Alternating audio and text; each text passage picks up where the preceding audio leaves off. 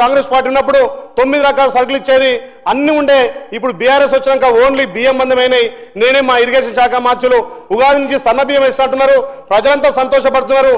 జొన్న ఆకలి జొన్న అంబాలి జొన్నలే తప్పని సున్న సుమి సన్నన్నము అని ఎన్కటంటే నడిచింది గాని ఇప్పుడు ఎవరన్నా అనుమానం మాట దమ్ముంటే ముంగట్క చనుండ్రి ఇవ్వాలన్న మాట గరీబోడు సన్న బియ్యం బువ్వ తినడని మా కేసీఆర్ సార్ ఇలాకలా దొడ్డు బియ్యం బువ్వనా?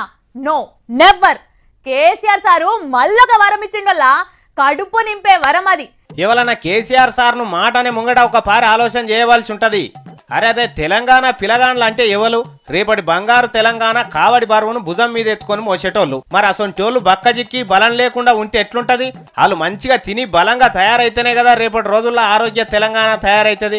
అగో అందుకే కేసీఆర్ సార్ సర్కారు హాస్టళ్లలో చదువుకునే పిలగాండ్ల కోసం పెద్ద మనసుతోటి మళ్ళొక వరం ఇచ్చింది. మన రాష్ట్రంలో మన పిలగాండ్లు హాస్టళ్లలో ముక్కిపోయిన బియ్యం, తుట్టెలు కట్టిన బియ్యం, దొడ్డు బియ్యం తింటుంటే ఎంత ఇలువ తక్కువ. ఎవరైనా పక్క రాష్ట్రం ముఖ్యమంత్రులు ఆఫీసర్లు వచ్చి చూసినప్పుడు పిలగాండ్లకు దొడ్డు బియ్యం బువ్వ పెడుతుంటే ఎంత చిన్నతనం ఉంటది. అవ గట్ల ఎవ్వరు ముంగట తల తీసినట్టు కాకుండా హాస్టళ్లలో చదివే పోరగాళ్లకు అసొంటి అల్లాటప్ప బియ్యం కాదు, సన్న బియ్యం చిట్టి ముత్యాల అసొంటి బియ్యంతో బువ్వ పెడతాడట. అసెంబ్లీలో కేసీఆర్ సార్ చెప్పేసిండు. ఈనుండ్రి సార్ ఎంత మంచిగా చెప్పిండో ఈ మాట.